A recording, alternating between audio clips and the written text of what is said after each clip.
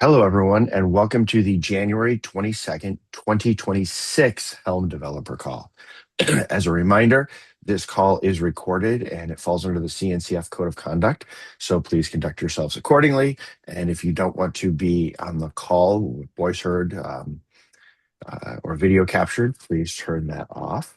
This recording will be put online and made available for people in the future. And with that, to get started, we have some announcements. Karen, you have the first announcement.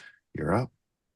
Yeah, I just got confirmation from CNCF last week that we are gonna have the morning shifts at a Helm booth in the project pavilion at KubeCon.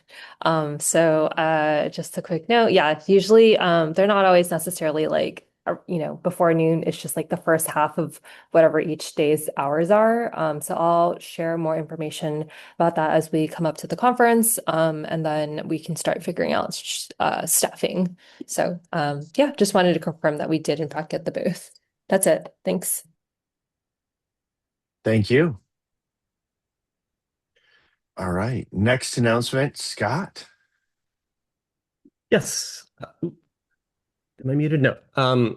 Yeah, just that we made this next milestone. The milestones I just linked um for anyone who wants to just go right to them, but it's 4.1.0 and 3.20.0. The next scheduled releases are noted on the milestone, the next patches and the next minors. We I am adding an item to the agenda again to see if we can make another sooner patch. We do that on occasion, so I'm not going to put those on there, but you can look at the dates now as we have currently scheduled on the releases themselves. And the release notes give a pretty detailed list. Yeah. All right. Thank you, Scott. Releases are out. If people want to share them on social media, talk about them, please feel free to bring it up and go ahead and do so. All right. With that, we have discussion topics. And up first, Ingi, you wanted to Yeah, talk about YAML updates. yeah, got a bunch of stuff for you guys. So I would say I'll start with that I gave a presentation right before KubeCon to Brendan Burns and his team, and kind of decided to put YAML script aside for a while because it wasn't getting the traction that it needed, and the work on Go YAML is really important and exciting. But the thing that I realized was that I can get 80% of the capabilities of YAML script into Go YAML as opt-in things. So, um, so for Go YAML, v4 should be coming out by the end of the month, hopefully. And the exciting things about that is that it's a smooth transition from v3. It should work the same. For the small things that it changes, which are for the better, there are options that you can use to get the old behavior if you need it. So that's awesome. Everything is opt-in for new stuff. But the cool thing is it has this variadic option system, much like the width pattern that other things like JSON, encode JSON use. But it also has a plugin system, and this allows you to hook into any part of the Go YAML stack, meaning that you can properly and programmatically add hacks onto YAML like people do in all the weird different ways. You can just provide a plugin that would do, Jinja injection or, environment variable usage if you wanted that, or even expressions, any type of thing. And none of that code will really be, those plugins get configured so that you can point to libraries that do the kind of things that you want. So it's not baking a lot of code into Go YAML, just a plugins API, set of API systems. So there'll be like, some examples are, three that come to mind are a resolver plugin. So imagine like you had a specific part of your YAML file that had a size and you wanted to do it in like, 20 megabytes or something like that. You could say 20 MB, and it would be really easy for you to configure for your application that 20 number MB would load to an integer. but only for you, right? So only for your application if you decided to configure it that way. Whereas 20 MB somewhere else would just load as the string 20 MB, that type of thing. So really granular control over everything. You'll see schema plugins coming out. And again, it's like they're agnostic, right? So if you want to configure your YAML so it applies schemas at various parts, you pick the schema language, you use the schema plugin, that kind of thing. This will help comment round tripping immensely. There's no right way to do comment round tripping like YQ does. Go YAML picked one bad and kind of broken way to do it. I mean, it's good, but it's only as good as it's good. It has a lot of bugs and doesn't preserve blank lines and that kind of thing. Are you raising your hand, Scott? Is that okay? Yeah. It's a question for. Is it just a question about what you added? Okay. What's your question? Okay, cool. Just rather specifically about the language, the languages added. Does that, when you say it includes Go, is that an update from the earlier compilation, the way you were compiling it earlier? Is it still requiring C Go? I guess I just haven't been keeping up on that. This has what I'm talking about has nothing to do with YAML script at all. No, this is changing the Go YAML library in pure Go. Oh, my bad. Yeah. To be able to plug in any type of capabilities that you would want. It's going to be awesome, is what I'm trying to say. And I think I can actually redo Helmwise using this new system in a complete Go code way and in a proper way. And we could start talking about other things that we could do for Helm once this gets out. So super excited about that. The other things I wanted to talk about were I launched a YAML company, YAML support company. It's at YAML.com. It's called the YAML company. And basically we look for support contracts and sponsorship that are basically like sponsoring the YAML project for further development. And we have a number of projects that are under our purview, including GoYAML, LibYAML, PyYAML, those type of things that we maintain. There's a organization called OSTIF that we're actually working with that just did audits on GoYAML and PyYAML. And that's kind of an interesting thing, meeting with them tomorrow about getting these things on a regular release schedule. And finally, I'll say I've been meaning to do this for a long time, and I did it. So I put out what's called YAML Star, which is basically YAML script without the script. It's a common YAML framework for every language. And it's available in 9 languages so far. And it's very new, but it will be the way YAML should be implemented. Every YAML implementation out there is different, every single one. And this will be a common way to do it in any language so that we can move the spec forward, because when a new spec, the new YAML spec drops, there will be at least a framework in every language that supports it. And GoYAML is heavily influenced. GoYAML will very much mirror in its capabilities YAML Star. The whole YAML family that I'm supporting with YAML.com is going to move forward in a similar way to it's kind of the future that we imagined with YAML in the first place, which was more of a complete XML with all the trimmings, right? You have schemas and formatting and path querying and all that kind of thing in XML. And that's where we wanted to get with YAML originally, but we ran out of suets back in the day. So now it's doable. Anyway, I would throw out there, if you work at a company that has an open source OSPO, it's an open source program office, those are the kind of people I want to talk to at companies about supporting YAML.com. So reach out to me, please. And that's it. I think I covered everything I wanted to. Yep. I have a question about the YAML Go. Yes. You talked about plugins for it. How are those plugins going to work? Is that WebAssembly like we've been talking about? Is it agnostic to, and it becomes the implementer's job to bring plugins in? How are you doing plugins over there? All right. So comments as an example, right? So right now, there's comments code. We actually moved that into an internal comments plugin that does that exact same behavior. But now you can replace that with so we have an option system for load for the unmarshal and marshal things. Actually uses a So it's different name now. So okay. you would So it's an use the option with system. plugin, Yeah. right? Yeah. You would say with plugin, and then the argument would be a configured comments plugin. And that the configuration of that Yep. might point to libraries that you wrote yourself.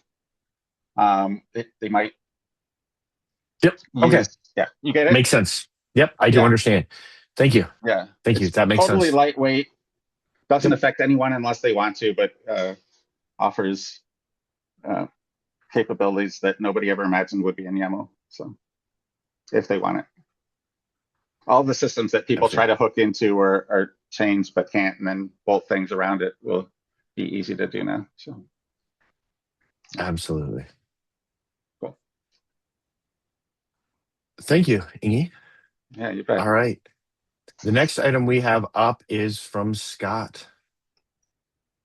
It can be pretty quick. This is there's some changes coming for CNCF projects, and the main reason that they were talking with me about this for now is because we were moving Flux's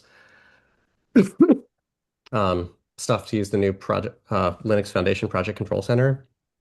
Some of you might have seen this or heard about this. Matt, I imagine you probably have.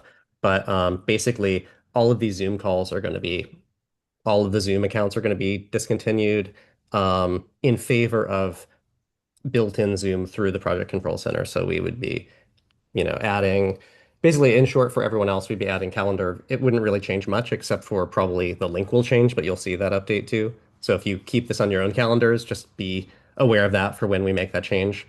Yeah, we'll make an event through the Linux, like basically through the calendar, through Linux Foundation's calendars, and that'll go on the CNCF calendar. So everything will still be, CNCF calendar will be a source of truth. We'll update our documentation for that, and then the Zoom link will be through that. Um, but my main question is, for now, um, and I see what you're saying, Mentias, Uh, I haven't actually initiated that through the Flux maintainers, if that's what you were going to ask. But I just want to ask my main question now, for Helm, and we can like follow up too on the Flux side. But it's mainly just like the conversation about helping to get the projects moved over. Um, my question now is, while this is already taken care of in Flux, by the way, uh, a combined maintainers list, we don't have such a thing on the Helm side. We have in the project CSV file, we have the org maintainers listed, and that's it. But the project control center access and the service desk access is going to be automated from that CSV file. And so my question to you, Matt, is do we want to combine the core and org maintainers for that? And do we want to have that continue So that conversation offline? Yeah. yeah, we probably would continue. It's going to be a longer conversation here, but Yep. if we add core maintainers, why wouldn't we add maintainers for other things? Because if it's service desk, it's stuff like that, you do that. But then the maintainers that they have over there deals with things like voting and access, which essentially changes the role of the org maintainers in the governance. So this becomes a lot more complicated because that's who makes projects level decisions. When the CNCF has certain voting things, that's who votes on it. And that ultimately ends up being changes to our governance around this and Yep. spreading things around. So it's a much broader question. And how do we do things here? And maybe we do need to broach it, but then it impacts like 20 some people now. When we look across all the maintainers across the projects, and maybe we should, but it definitely changes certain things with roles and responsibilities. It's not to be taken lightly. Just No. because it impacts governance. And so Exactly. Yep. maybe we have that conversation. But This is an opening to it primarily that I just wanted to make sure was definitely on your radar and a conversation that started. And I know that this is something that would be, since it's a governance change, it would be discussed by the org maintainers, but just wanted to at least broach it. Yeah. Because Because it'll there's happen this certain year. thing. Sorry. Yeah. No, because so let's broach it there. But Okay. Yeah. I've started a thread in the org maintainer Slack and mailing list, so just wanted to get that going. And that's it for me for now. And Matthias, I'll follow up on the Flux side. Yeah, and just for comparison, for the Flux project, there is a combined maintainers list of all the sub projects too, just like very in keeping with what you just said. Um, yep. Yeah.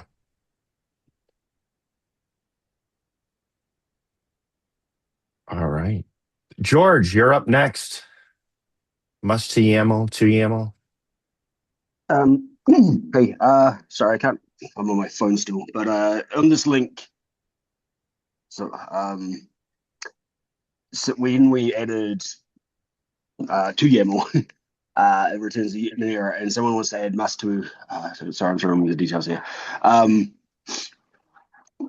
But basically, the gist of this is it would be desirable to change to YAML to not to basically to return an error, and must to YAML to abort like the other must functions.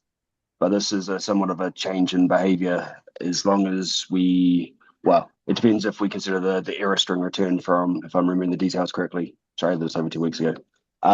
Yeah. If we consider the error string from to YAML to be a part of the contract, I don't know, just trying to move this issue forward, I guess, in the overall.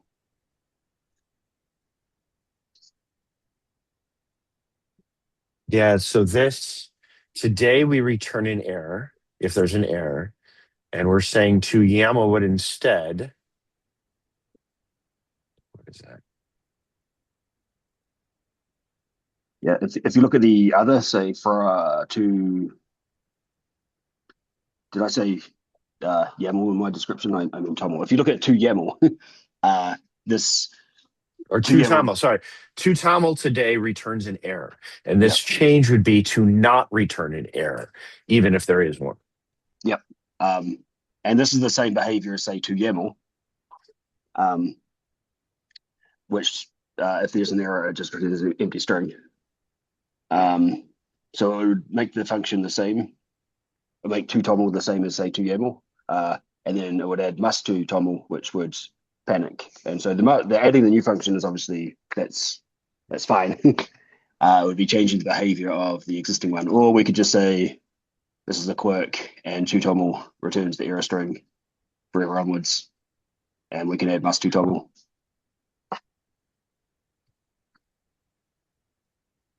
I can't remember how everything is set up around this. So we catch panics and turn it into errors, right? With our engine.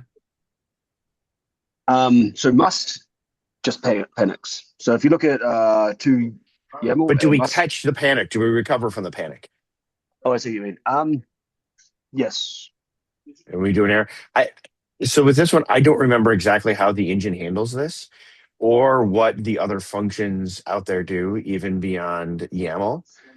Don't remember what the outlier is or what's standard here. We should, if we can, it would be nice to get it in line with standard practice. So to do that would just be changing the format of the error string from the actual error to empty. So if we consider that a breaking change, then we can't. If we consider that the error string is not defined, it's just an error string, then it's not. What does the HIP on breaking changes say? Okay, I can remember? go. Yeah, we should look at the HIP and make sure it fits within the HIP. If it fits within the HIP, then it's fine. If it doesn't fit within the HIP, then we probably have an issue, but we documented all this already. Okay. And that might just inform us as a very strict. I like it if there's a previous decision made that just tells us which path to go. Makes things a lot easier for me because then we're consistent. That's what I would do. Let's go look at the HIP and look at what other things do and build the case for one way or the other based on precedents. Okay. Makes sense. Ready. I will do this. Thank you. All right. Next one up, Scott, 4.1. Yeah, this is a question I know I mentioned on the, just within maintainers. I'll say that we, for context, we've been trying to take some of the load off of Farina's shoulders after having been doing probably 90+% of the or more percent of the releases over the past several years at least, and um, it is part of that. I think I've been following our processes maybe a little too close to the letter of the law with some of them. Scott, Yeah, yes. Can you hear me? can Yep, everyone hear Scott? I can hear Scott. You can't hear me, Matt? I can hear you now. I couldn't for a minute. I Okay, how about now? wait. I could hear all of it, but it's probably worth repeating if more than one person couldn't. Yeah. Um, I'll wait till Matt can hear me at Oh, least. I can hear you again now. It just came back. Okay, great, great. Technology. Okay, so just to repeat that real quick. The context here is I've been doing some more of the releases and other people have been shadowing me. That was something that we had planned for a while to try to take some of the burden off of Matt Farina, who's had been doing 90 plus or more percent of the releases, at least for the last several years. We really want to have that more distributed. We want to both automate more of it and have more of it distributed across the other core maintainers. And that's happening, which is good. But in doing so, I've also been kind of following some of our release process as documented, maybe a little too close to the letter of the law for certain things. And one of the things that I realized that I potentially could have done, although I know we discussed this in the previous Helm Dev meeting, that we should not include bugs in a feature release after the RC has been created, unless it was a regression of that created by that specific release. Um, so I did not include the Flux bug that was found, the regression, um, and did not include that into the RC, and that is, or excuse me, in the minor. I think that was the way it should have been. Um, but my question now is, Flux is trying to upgrade from 3 to 4. This isn't just Flux; it's So, any. what are you looking at? You're talking a lot around it. So, what are you trying to get at here? We've Oh, only got sorry, 5 minutes sorry. left. I guess I didn't say the thing that I actually put in. Uh, I should just repeat what I actually put in the document. I'm wondering if we can make a sooner patch release than our next scheduled one, because our next scheduled one's not going to be for a while. So, in the thing, you asked for a 4.1, which is a minor release, not a patch release. So, Sorry, a are you patch on asking the. for the patch release or the minor? I might have said it wrong. A patch on that minor, a patch release. Yes. So it would Okay. actually be So you 4.1. want to do a patch release on the minor? Yes, we can Correct. do a patch release at any given time. Okay. So if there's a regression, in fact, you'll see it noted in the release stuff. Yep. If there's a regression, we can release something at any given time. And you'll see if there's a regression, if there is like a major impacting CVE, not some transitive CVE that shows up in a report that's like really a false positive, but like an impactful CVE of something would be exploited or major regression. Any of those things in the past, we have done patch releases for those out of cycle. Right, right. Okay, that sounds great. Just wanted to check in That's with you absolutely as the fine. release Yeah. engineer. Thanks, Matt. And that's Yes. important for Flux so that they can basically finish upgrading to V4 and have that done enough time before KubeCon. Okay, I, thank you. absolutely. Yes. So we could do a patch release. We actually note in there, we try to do them on Wednesdays just because Wednesdays is far more convenient. If you're looking, you don't want to, as somebody who's got to deal with it, you don't want to deal with something at the start of the week, especially if it's a problem. And you definitely don't want to have to deal with it on like a Friday. So we do try to aim just in general for the middle of the week for patches. We usually do them Tuesday through Thursday. Sounds great. Thanks a lot, Matt. And I just want to check, Matthias, did you have any other specific question about that, or was that fine for you for that? I have two. So Okay. when and can I help with backporting? Is there a process? Should I not worry about it? So Scott, Uh, you should be able to cherry pick this within current processes to the release branch. yep. We shouldn't need anything special to do that. Yeah. In that case, I'll plan for this to be next Wednesday. And Matthias, I think as far as I recall, if I recall correctly, the bug you found was not present in V3. It was a regression from V3 to V4, if I recall correctly. In that case, we shouldn't have to backport. Or is Yeah. Like Yeah. okay. no need to backport to 3. Yeah. I just need it in Yeah. 4.1.1. Okay. You got it. Thank you. Yeah. All right. Next item here, and I'll make it real quick, is we have an open vote on an org maintainer. Those of you who are existing maintainers and have not looked at that, I sent out an email you should have gotten. Please take a look at that and consider it. And if you have any questions, talk to me. And then This is org maintainers only, right? this is not for org maintainers. So org maintainers are voted in by all the maintainers. Oh, sorry, did I have to vote? Yes, so the way it works is org maintainers are voted in by a 2/3 vote of all of the maintainers. Okay, I will find this email. Oh, yep. It is on the. Matt, what is that org maintainer? I have no idea what you're talking about. So an org maintainer is similar to like the Kubernetes steering committee. What's the org? Sorry. The Helm organization. Thank you. Because we have more than just the Helm client underneath it. There are other things underneath it with maintainers on it, and this covers all of it. An easy one is the website and docs. They have their own set of maintainers. Thank you. I'll send you the link. I'll actually paste it in the chat. So, yep. And it's on the cartographers list, which should be the mailing list for everyone who's a maintainer. All right. Thank you for sharing the link, Scott. With that, we need to get to assignments real quick here. Anyone open for moderator next week?